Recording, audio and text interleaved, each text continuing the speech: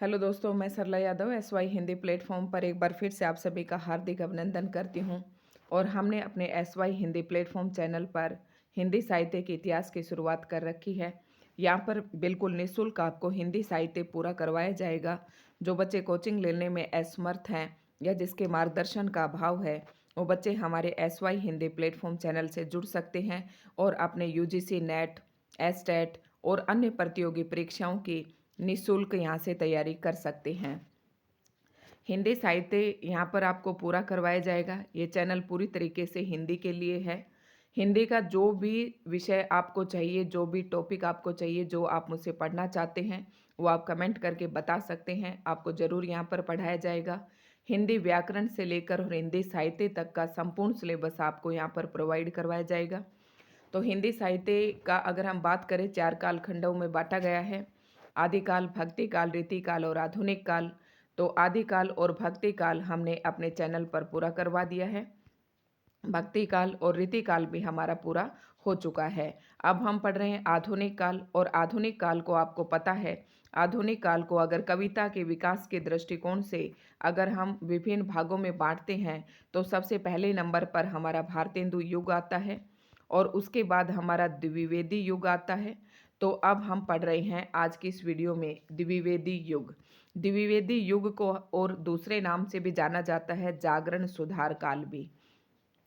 जैसे कि भारतेंदु युग को पुनर्जागरण काल कहा जाता था, पुनर्जागरण काल, ध्यान रखना, प्रश्न पूछा जाता है। वैसे ही द्विवेदी युग को जागरण सुधार काल कहा जाता है। थोड़ा सा अंतर है, उसमें पुनर्जागरण लगा हुआ है, इसमें जागरण सुधार काल है। तो पुनर्जागरण काल भारतेंदु युग को कहा जाता है और जागरण सुधार काल द्विवेदी युग को कहा जाता है। इससे पहले वाली वीडियो में हम भारतेंदु युग पूरा कर चुके हैं। भारतेंदु युग के जो महत्वपूर्ण तथ्य थे, जो बच्चे डिटेल से पढ़ना नहीं पसंद करते हैं, उनके लिए मैंने महत्वपूर्ण तथ्य डाल दिए हैं, अपने नोट्स बना सकते हैं। और भारतेंदु मंडल के जितने भी कवि थे और उनकी जितनी भी रचनाएं थी, वो सब भी मैं यहाँ पर डाल चुकी हूँ। भारतेंदु युग की जो प्रमुख प्रवृत्तियाँ थी, जो कि सब्जेक्टिव एग्जाम में पूछी जाती हैं, वो सब भी मैंने डाल दी हैं। तो आज के इस वीडियो में हम पढ़ेंगे द्विवेदी युग और जागरण सुधार काल। इसी के कुछ महत्वपूर्ण तथ्य जो सीधे आपके परीक्षा में पूछे जाते हैं, आज की इस वीडियो में हम ये पढ़ेंगे। उसके बाद हम द्विवेदी युग के द्विवेदी मंडल के जो कवि हैं, उन कवियों के ऊपर भी हम प्रकाश डालेंगे। कवियों की जो रचनाएं हैं वो हम नेक्स्ट वीडियो में पढ़ेंगे। तो आज की इसमें पढ़ेंगे द्विवेदी युग यानी कि जागरण सुधार काल से संबंधित महत्वपूर्ण तथ्य। शुरू करते हैं। द्विवेदी युग का नामकरण आचार्य, आपको भारतेंदु युग की जो समय सीमा थी, वो हर एक युग की जो समय सीमा थी, वो जब मैंने आधुनिक काल की पहली वीडियो डाली थी, आधुनिक काल गद्य का विकास नाम से, तो उसमें मैंने सभी भागों को विभाजित करके उनकी समय सीमा भी वहाँ पर बता दी थी। जैसे कि 1850 से लेकर 1900 तक के काल को हमने भारतेंदु युग कहा और द्विवेदी युग की जो समय सीमा होगी वो 1900 से लेकर 1918 तक होगी, क्योंकि फिर 1918 से 1936 तक हमारा छायावादी युग आ जाएगा। तो ये जो समय सीमा है, ये आपकी द्विवेदी युग की है, 1900 से लेकर 1918 ईस्वी तक, ये आपको ध्यान रखना है। शुरू करते हैं द्विवेदी युग। द्विवेदी युग का नामकरण आचार्य महावीर प्रसाद द्विवेदी के नाम पर किया गया है। सबसे पहले तो आपको यही पता होना चाहिए कि द्विवेदी युग जो है किस कवि के नाम पर रखा गया है। तो ये आचार्य महावीर प्रसाद द्विवेदी जी के नाम पर किया गया है। सन 1993 में ये भी प्रश्न बहुत ही महत्वपूर्ण है। श्याम सुंदर दास, नारायण मिश्र और शिव कुमार सिंह ने नागरी प्रचारणी सभा काशी की स्थापना की। ये प्रश्न खूब पेपर में पूछा जाता है। जब मैंने यूजीसी नेट का एग्ज़ाम दिया था, तब भी ये प्रश्न पूछा गया था कि नागरी प्रचारणी सभा काशी की स्थापना किसने की। तो नागरी प्रचारणी काशी की जो सभा है, उसकी स्थापना 3 लोगों ने की थी। इसकी ट्रिक है श्याम, राम और शिव। शिव, राम और श्याम, ये आपको ध्यान रखना है कि शिव राम नारायण मिश्र है, प्रताप नहीं है। आपको पेपर में कंफ्यूज करने के लिए यहाँ पर प्रताप देगा, ताकि आपका प्रश्न गलत हो जाए। तो यहाँ पर राम नारायण मिश्र, श्याम सुंदर दास और शिव कुमार सिंह, ये 3 लोग हैं जिन्होंने 1893 में नागरी प्रचारणी सभा काशी में स्थापना की थी। 1899 में इंडियन प्रेस की स्थापना भी हुई। तो यह आपको याद रखना है, वेरी मोस्ट इम्पोर्टेंट प्रश्न है। टीजीटी पीजीटी एस्टेट वालों के पेपर में भी पूछा जाता है और अन्य प्रतियोगी परीक्षाओं में भी। ये मैं सारे वही प्रश्न लेकर आई हूँ जो डायरेक्ट आपके परीक्षा में आपको रखे हुए देखने को मिलेंगे। नागरी प्रचारणी सभा की प्रेरणा से इंडियन प्रेस प्रयाग द्वारा जून 1900 ईस्वी में सबसे पहले तो क्या हुआ, देखो 1893 में नागरी प्रचारणी सभा की स्थापना हुई। कब हुई? 1893 में। फिर 1899 में क्या हुआ? इंडियन प्रेस की स्थापना हुई। और फिर इंडियन प्रेस प्रयाग की प्रेरणा से ही 1900 ईस्वी में सरस्वती पत्रिका का प्रकाशन आरंभ हुआ। ये ध्यान रखना है, सरस्वती पत्रिका का प्रकाशन जो है 1900 में आरंभ हुआ, लेकिन 1903 में इसका कार्यभार महावीर प्रसाद द्विवेदी जी ने संभाला। ये प्रश्न भी पूछा जाता है। इसके प्रथम संपादक चिंतामणि घोष थे। जब 1900 ईस्वी में सरस्वती पत्रिका का संपादन हुआ तो इसके प्रथम संपादक थे वो चिंतामणि घोष थे, लेकिन 1933 में इनका कार्यभार महावीर प्रसाद द्विवेदी जी ने संभाल लिया था। सरस्वती पत्रिका के प्रकाशन वर्ष को भारतेंदु युग की समाप्ति का सूचक माना जाता है। मतलब जैसे ही सरस्वती पत्रिका का प्रारंभ हुआ तो भारतेंदु युग की समाप्ति का सूचक माना जाता है। क्यों माना जाता है? क्योंकि भारतेंदु युग की जो समय सीमा है वो 1800 लेकर 1900 ईस्वी तक ही है। 1900 पर समाप्ति होने लगती है भारतेंदु युग की और 1900 ईस्वी में सरस्वती पत्रिका का संपादन शुरू हो जाता है। डॉक्टर नगेंद्र ने द्विवेदी युग को जागरण सुधार काल की संज्ञा दी है। जबकि हमने शुरू में ही पढ़ा था कि द्विवेदी युग को जागरण सुधार काल भी कहते हैं। तो ये जागरण सुधार काल नाम की संज्ञा किसने दी थी? डॉक्टर नगेंद्र ने दी थी। पंडित महावीर प्रसाद द्विवेदी ने 1903 में सरस्वती पत्रिका के संपादक बने। वेरी मोस्ट इंपॉर्टेंट प्रश्न है। एक एक प्रश्न पर जितने स्टार लगाए जाएं आप लगा सकते हैं। तो ये बहुत ही महत्वपूर्ण है सारे प्रश्न। सरस्वती पत्रिका को 20वीं शताब्दी के आरंभिक चरण का विश्वकोश कहा गया। कौन सी पत्रिका को? सरस्वती पत्रिका को। कौन सी शताब्दी का? 20वीं शताब्दी का आरंभिक चरण का विश्वकोश कहा गया। ये बात आपको याद रखनी है। गंगा लहरी महावीर प्रसाद द्विवेदी की अनुदित रचना है। दो प्रकार की रचनाएं होती हैं, एक हमारी मौलिक रचना होती है और दूसरी हमारी अनुदित रचना होती है।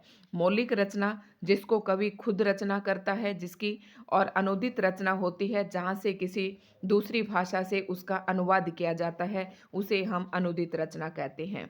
तो जो गंगा लहरी रचना है महावीर प्रसाद द्विवेदी जी की है और ये एक अनुदित रचना है। द्विवेदी युगीन कविता में मातृभूमि प्रेम और स्वदेश गौरव को विशेष स्थान मिला। तो द्विवेदी युग की जो प्रमुख प्रवृत्ति थी वो क्या थी कि मातृभूमि प्रेम और स्वदेश प्रेम गौरव को विशेष स्थान मिला द्विवेदी युग की कविताओं में। आचार्य महावीर प्रसाद द्विवेदी कृत संपत्ति शास्त्र में भारत के आर्थिक राजनीतिक यथार्थ का अभूतपूर्व चित्रण हुआ। अब आपको रचनाएं नोट करते जाना है। वैसे अभी अगर आप नहीं भी करना चाहते हैं तो आगे मैं आपको करवाऊंगी कि द्विवेदी युग के जितने भी कवि हैं उनके रचनाएं मैं करवाऊंगी, लेकिन थोड़ी वीडियो लेंदी हो जाएगी। तो ये रचनाएं हम नेक्स्ट वीडियो में करेंगे। आज हम द्विवेदी युग के कुछ महत्वपूर्ण तथ्यों पर प्रकाश डालेंगे और द्विवेदी युग के जितने भी कवि हैं उनका सन और वो कवियों के नाम भी आज हम इस वीडियो में पढ़ेंगे। लेकिन कुछ एक रचनाएं ऐसी हैं जब हम इकट्ठी पढ़ेंगे तब वहाँ पर नहीं मिलने वाली हैं। तो आप नोट डाउन करते जाएं कि गंगा लहरी भी महावीर प्रसाद द्विवेदी जी की रचना है और संपत्ति शास्त्र भी किसकी है? महावीर प्रसाद द्विवेदी जी की है। इसकी ट्रिक क्या हो जाएगी कि संपत्ति किस में होती है? हमारी अर्थव्यवस्था से संबंधित ही होती है। तो आर्थिक और राजनीतिक यथार्थ का इसमें क्या किया गया है? चित्रण किया गया है महावीर प्रसाद द्विवेदी जी के द्वारा। और क्या हुआ था इस युग में?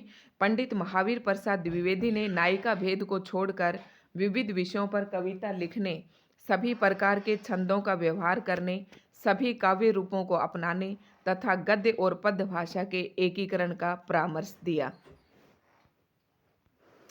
और द्विवेदी युग में क्या क्या हुआ था? जैसे कि आपको पता है कि रीति काल में क्या चल रहा था? नायिका भेद के ऊपर और श्रृंगारिक वर्णन ही रीतिकाल में चला आ रहा था, उसका थोड़ा सा कम प्रभाव हुआ और कवियों का विभिन्न विषयों की तरफ ध्यान आकृष्ट हुआ।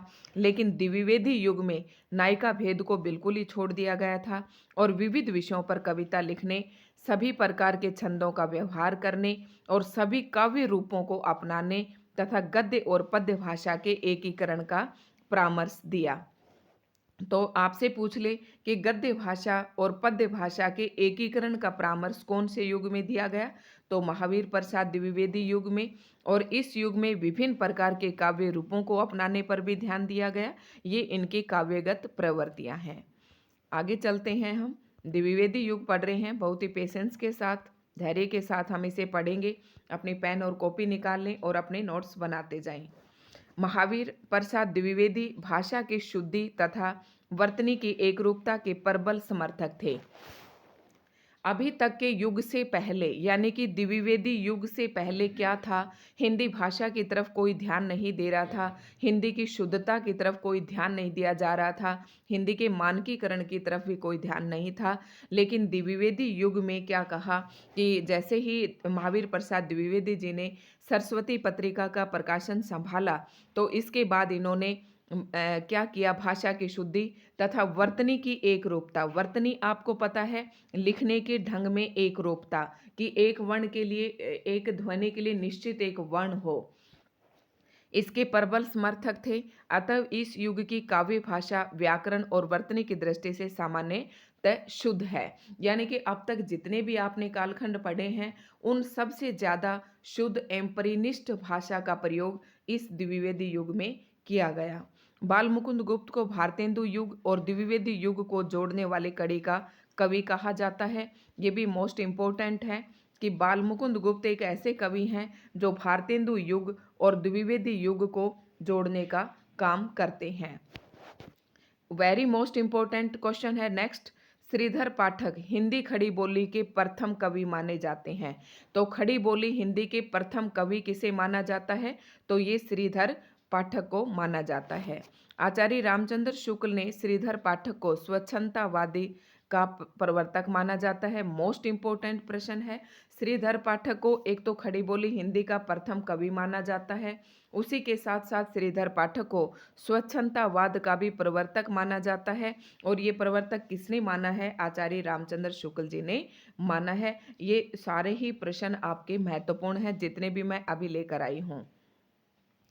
श्रीधर पाठक की कश्मीर सुषमा में प्रकृति की कल्पना नारी के रूप में कर उसे सजीवता प्रदान की गई है। श्रीधर पाठक की कश्मीर सुषमा में, श्रीधर पाठक की एक कविता है कश्मीर सुषमा। इसमें क्या किया गया है? प्रकृति की कल्पना नारी के रूप में की गई है। मोस्ट इम्पोर्टेंट रचना है, इसके बारे में ये प्रश्न पूछा जाता है।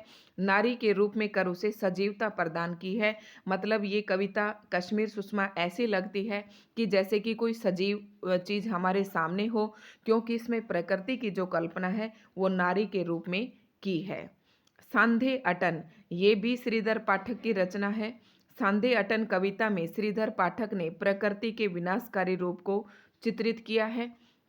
ये सभी महत्वपूर्ण तथ्य आपको तब ज़्यादा समझ में आएंगे जब मैं नेक्स्ट वीडियो में आपको महावीर प्रसाद द्विवेदी युग के सभी कवियों की कविताएं करवाऊंगी।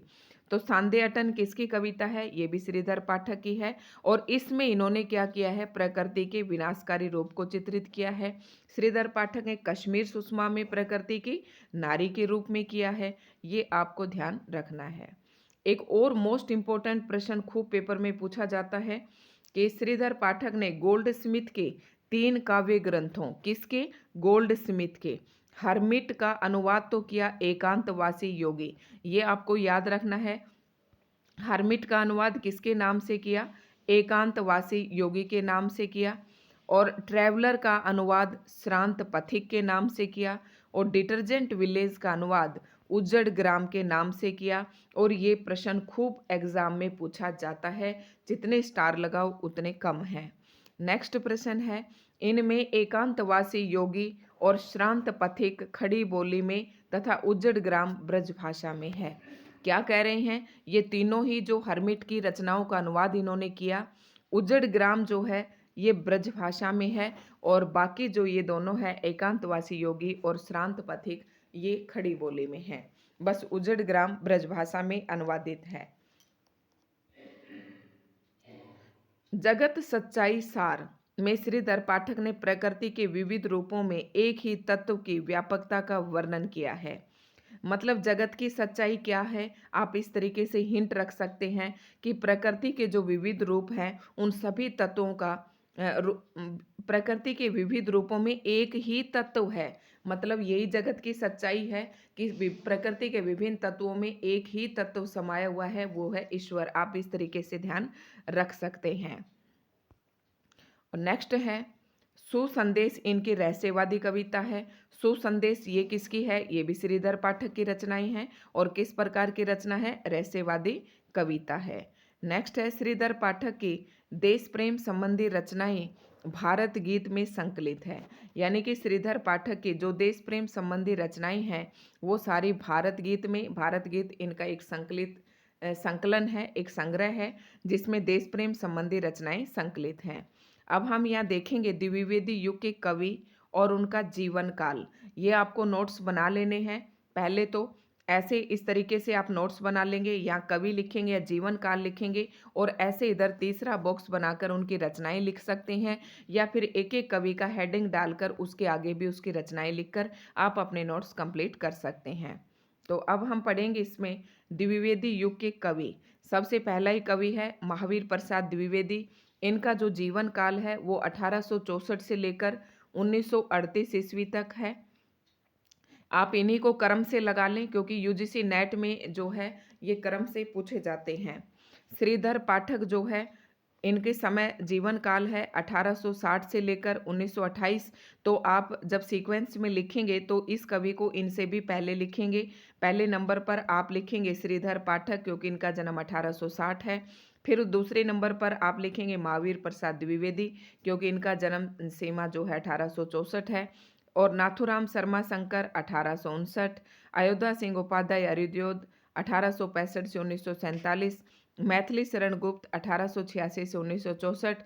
आपको सभी का सन याद रखने की जरूरत नहीं है क्योंकि आप कवियों को ही केवल सन से लिख लेना, बस इतना ही बहुत है।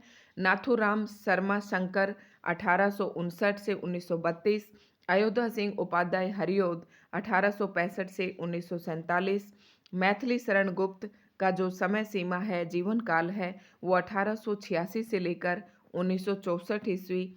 रामचरित उपाध्याय, इस युग में कवि बहुत ज़्यादा हैं, इनकी रचनाएं भी बहुत ज़्यादा हैं। रामचरित उपाध्याय की जो रचनाएं हैं जो जीवन काल है वो 1872 से 1938 है। जगन्नाथ दास रत्नाकर की जो जीवन काल है 1866 से 1932 ईस्वी। और उसके बाद राम नरेश त्रिपाठी का 1891 से 1963 ईस्वी। गया प्रसाद शुक्ल सन्हे का 1883 से 1972। राय देवी प्रसाद पूर्ण का 1868 से 1915 और वियोगी हरि का 1895 से 1963 ईस्वी। और फिर ठाकुर गोपाल शरण सिंह 1891 से 1960, सत्यनारायण कवि रत्न 1880 से 1918। अब मैं आपको क्यों कह रही हूँ, क्योंकि इतने सन तो आपको से याद करना इम्पॉसिबल है। आप इनको जन्म के हिसाब से इनको लगा लें। सभी जब अपने नोट्स बनाएं तो इन सभी कवियों को क्या करना है, आपको इनको उनके सन के हिसाब से जिनका जन्म पहले है उसको पहले अपने नोट्स में स्थान दें। उसके बाद मान लो आपसे 4 प्रकार की 4 रचनाएं दे दी हैं और ऐसे कहा जाता है कि इन्हें क्रम से लगाइए, तो आप कैसे करेंगे। मान लो एक रचना इस कवि की है, एक अयोध्या सिंह उपाध्याय की है, और मान लो एक रचना इनकी आ जाती है नीचे राय देवी प्रसाद पूर्ण की, और एक सत्यनारायण कविरत्न की दे देते हैं। तो आप देखेंगे कि इनके जन्म काल में ही देखो कितना परिवर्तन है, 1868। ये मोटा मोटा हिंट बता रही हूँ मैं आपको एग्जाम में टिक करने के लिए। और एक दे दी जाती है 1800 इसकी सत्यनारायण कविरत्न की। तो आप देखेंगे कि 1880 है, ये 68 है। तो आप देखेंगे कि ये पहले आता है, ये कभी बाद में आता है। तो लगभग देखो पूरी तरीके से नहीं बता रही हूँ, लेकिन आपकी रचनाएं इस हिसाब से भी आपकी सही होने की संभावना पूरी पूरी रहती है। और ऐसे ही हमने किया था। फिर आप चारों रचनाएं देख लेना कि कौन से कवि की है और पहले कौन सा कवि आता है। तो ज़्यादातर उसमें क्या 90% आपका प्रश्न सही होने की संभावना हो जाती है। आगे है द्विवेदी युग ही हम पढ़ रहे हैं अभी हमारे पास, और भी इसमें बहुत ही महत्वपूर्ण है।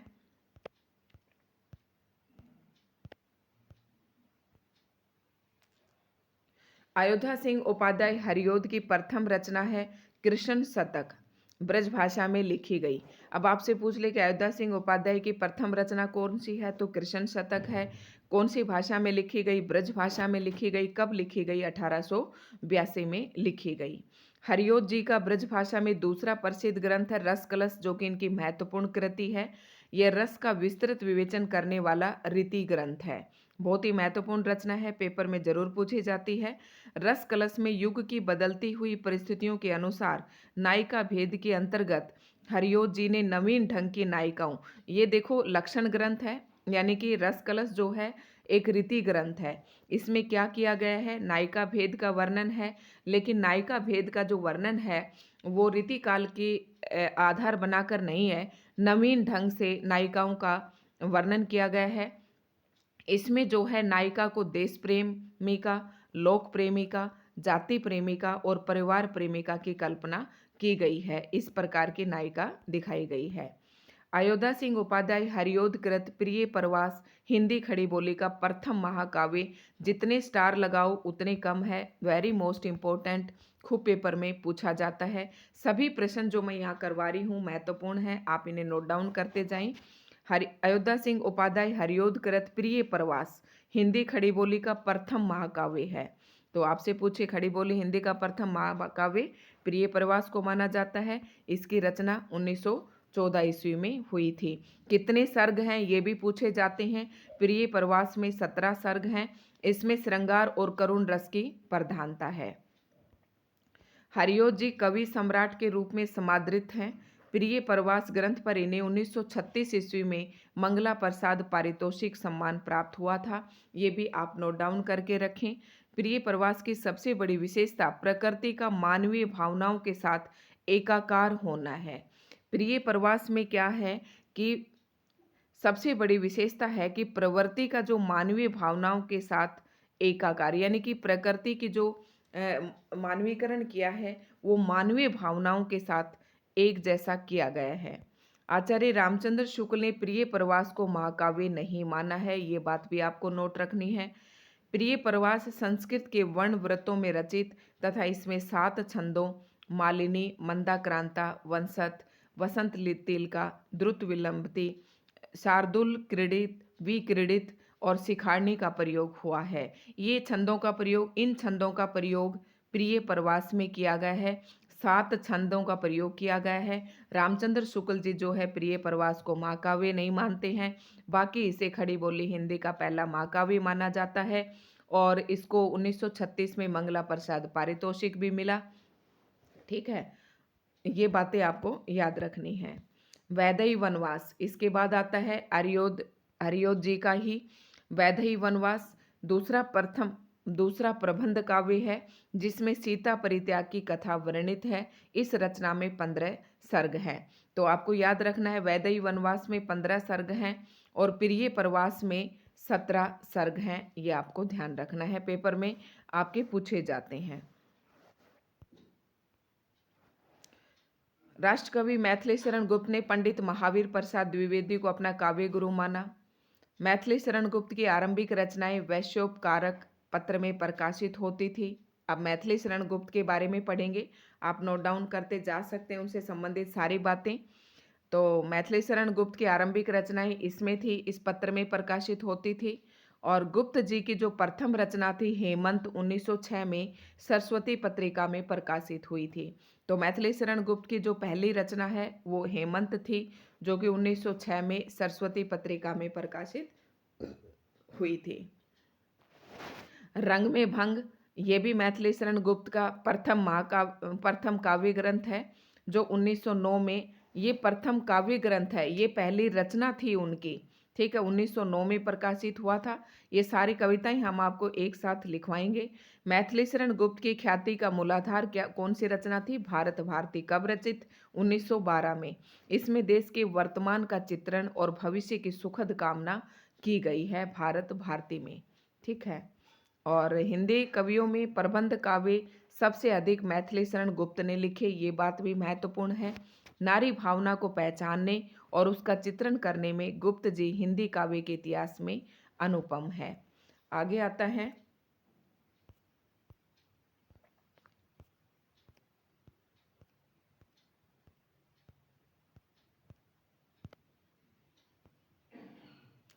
मैथिली शरण गुप्त कृत साकेत। ये सबसे महत्वपूर्ण रचना है मैथिली शरण गुप्त की। ये एक महाकाव्य है और इस महाकाव्य का प्रेरणा स्रोत रविंद्रनाथ टैगोर का काव्येर उपेक्षिता नामक लेख है। ठीक है। साकेत में कितने सर्ग हैं? 12 सर्ग हैं। प्रथम सर्ग सरस्वती वंदना से आरंभ होता है और नवम सर्ग में उपेक्षित उर्मिला के विरह का वर्णन होने से ये सर्ग सर्वाधिक मार्मिक है। अब सर्ग क्या होता है? जैसे कि अपनी पुस्तक में अध्याय होते हैं, वैसे ही इनमें महाकाव्य में क्या होते हैं? सर्ग होते हैं। तो साकेत में कितने सर्ग हैं? 12 सर्ग हैं। और उर्मिला की विरह का वर्णन कौन से सर्ग में है? तो नवम सर्ग में है। ये याद रखना है। साकेत के प्रथम, अष्टम और द्वादश सर्ग के उत्तरार्ध में उर्मिला लक्षण के मिलन का वर्णन है। अब आपसे पूछ ले कि साकेत के प्रथम तृतीय और द्वादश जो सर्ग के उत्तरार्ध में किस किस का मिलन वर्णन है? तो उर्मिला और लक्ष्मण के मिलन का वर्णन है। सन 1936 में साकेत महाकाव्य पर मैथिली शरण गुप्त को मंगला प्रसाद पारितोषिक प्राप्त हुआ। साकेत पर क्या मिला इनको? मैथिली शरण गुप्त को मंगला प्रसाद पारितोषिक प्राप्त हुआ। कब? 1936 में। गुप्त जी द्वारा प्रणीत यशोधरा गौतम बुद्ध के गृह त्याग की घटना पर आधारित काव्य ग्रंथ है। यशोधरा आपको पता है महात्मा गौतम बुद्ध की पत्नी का नाम है। यशोधरा महाकाव्य में नारी जीवन की ऐसी मार्मिक अभिव्यक्ति हुई है कि कुछ आलोचकों ने उसे साकेत से भी बढ़कर माना है। तो ये सारे मैथिली शरण गुप्त जी की रचनाएं थी। विष्णु प्रिया भी मैथिली शरण गुप्त का ही है। उर्मिला और यशोधरा के समान चैतन्य महाप्रभु की वियुक्ता पत्नी के त्याग और तप को प्रदर्शित करता है। ये सारे काव्य जो रचनाएं हैं, द्विवेदी युग के कवि हैं, उनकी रचनाओं के वर्ण विषय के बारे में महत्वपूर्ण तथ्य हैं, जो कि आपके एग्जाम के दृष्टिकोण से बहुत ही सारे ये प्रश्न जो है महत्वपूर्ण हैं। तो विष्णु प्रिया में किसके बारे में है? चैतन्य महाप्रभा प्रभु की वियुक्ता पत्नी के त्याग और तप को प्रदर्शित किया है। मैथिली शरण गुप्त कृत जय भारत महाकाव्य को प्राचीन भारत की हिंदू संस्कृति का प्राचीन भारत की जो हिंदू संस्कृति थी उसका स्वच्छंद दर्पण कहा जाता है। जय भारत। जय भारत में कौरव पांडवों के पारस्परिक कलह और उससे उत्पन्न महायुद्ध का वर्णन है। गुप्त जी के अनग, ये इंपॉर्टेंट रचना है, पूछी जाती है। अनग, तिलोत्तमा और चंद्रहास, ये तीनों ही गुप्त जी की रचनाएं हैं। अनग और कुणाल गीत बोधकालीन संस्कृति से संबंधित हैं। आपसे पूछ ले कि मैथिली शरण गुप्त जी की अनग और कुणाल गीत रचनाएं किससे संबंधित है? तो ये बोधकालीन संस्कृति से संबंधित है। मैथिली शरण गुप्त कृत विकट भट्ट में जोधपुर के एक राजपूत सरदार की 3 पीढ़ियों तक चलने वाली कथा है, जिसमें वचन निभाने का वर्णन है। और जयद्रथ वध में एक ऐसे युवक का चित्रण हुआ है जो राष्ट्र की बलिवेदी पर अपने प्राणों का उत्सर्ग कर देता है। जयद्रथ वध में एक ऐसे युवक का चित्रण हुआ है जो राष्ट्र की बलिवेदी पर अपने प्राणों का उत्सर्ग कर देता है। मैथिली शरण गुप्त ने 19 खंड काव्यों की रचना की। तो मैथिली शरण गुप्त ने कितने खंड काव्यों की रचना की? 19। मैं गुप्त जी की रचना अर्जन और विसर्जन, ये भी मैथिली शरण गुप्त की है, में मुस्लिम संस्कृति की झांकी द्रष्टव्य है, यानी कि इसमें मुस्लिम संस्कृति के बारे में बताया है।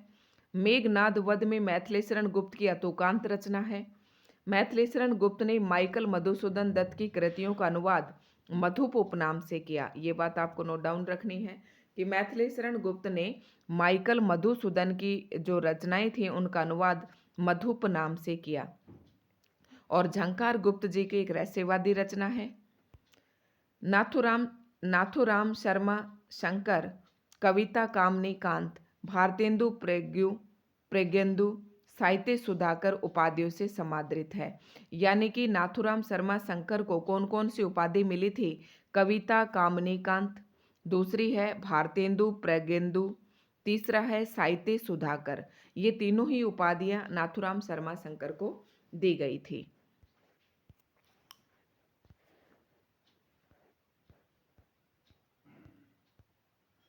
जगन्नाथ दास रत्नाकर को भक्ति काल और रीति काल का समन्वय कहा जाता है। जगन्नाथ दास रत्नाकर को भक्ति काल और रीति काल का समन्वय कहा जाता है। रत्नाकर के आदर्श कवि बिहारी हैं। बिहारी जिन्होंने बिहारी सतसई लिखी थी। रत्नाकर का गंगा अवतरण महाकाव्य है, इम्पोर्टेंट रचना है। इसमें 13 सर्ग हैं। गंगा अवतरण में 13 सर्ग हैं, ध्यान रखना है। और रत्नाकर कृत हरिश्चंद्र में अयोध्या के महाराज हरिश्चंद्र का चरित्र वर्णित है। इस प्रबंध काव्य में 4 सर्ग हैं। तो हरिश्चंद्र में कितने सर्ग हैं? 4 सर्ग हैं। रत्नाकर का उद्धव शतक, ये इंपॉर्टेंट रचना है। गोपी उद्धव संवाद पर आधारित प्रबंध काव्य है। इसमें 118 कवित हैं, यानी कि छंद हैं। जगन्नाथ दास रत्नाकर किस नाम से उर्दू में कविता लिखते थे? ये प्रश्न पूछा जाता है एग्जाम में। तो जकी उपनाम से उर्दू में कविता करते थे। राय देवी प्रसाद पूर्ण ने स्वदेशी कुंडल की रचना कुंडलियां छंद में की। ये भी याद रखना है आपको। स्वदेशी कुंडल, कुंडल नाम से ही पता चल जाएगी कि कुंडलियां छंद में रचना की। और गया प्रसाद शुक्ल स्नेही किस उपनाम से रचनाएं करते थे? ये भी पेपर में पूछा जाता है। तो ये त्रिशूल उपनाम से कविताएं रचनाएं करते थे। रामनरेश त्रिपाठी के मिलन, पथिक, मानसी, त्याग, स्वपन, ये सारी रामनरेश त्रिपाठी जी की रचनाएं हैं। जैसे कि मिलन और पथिक, स्वपन, ये काव्य ग्रंथ काल्पनिक प्रेमाखान खंड काव्य हैं ये खंड काव्य हैं तीनों, लेकिन ये काल्पनिक प्रेमाखान पर आधारित हैं। रामनरेश त्रिपाठी की जो मानसिक रचना है देशभक्तिपूर्ण फुटकर कविताओं का संकलन है। और बालकृष्ण शर्मा नवीन जीवन नवीन की प्रथम रचना आह्वान 1918 ईस्वी में प्रतिभा पत्रिका में प्रकाशित हुई थी। आह्वान का वास्तविक नाम जीव ईश्वर वार्तालाप है। तो ये थे हमारे द्विवेदी युग के कुछ महत्वपूर्ण प्रश्न और द्विवेदी युग के कुछ महत्वपूर्ण तथ्य थे जो हर परीक्षा के लिए सीधे महत्वपूर्ण हैं। दोस्तों, आपको वीडियो अगर हमारी पसंद आई हो तो वीडियो को लाइक एंड शेयर करें। अगर आप हमारे चैनल पर नए हैं तो चैनल को सब्सक्राइब ज़रूर कर लें। जो बच्चे आपको पीजीटी इसकी चंडीगढ़ की तैयारी कर रही हैं, डीएसएसबी की तैयारी कर रही हैं, वो बच्चे हमारे साथ जुड़ सकते हैं, क्योंकि अभी उनके वे एडवर्टाइजमेंट भी जारी नहीं हुआ है। तो 8 तारीख है उसके एडवर्टाइजमेंट की, डीएसएसबी की। तो अभी से आप अपनी तैयारी शुरू कर सकते हैं।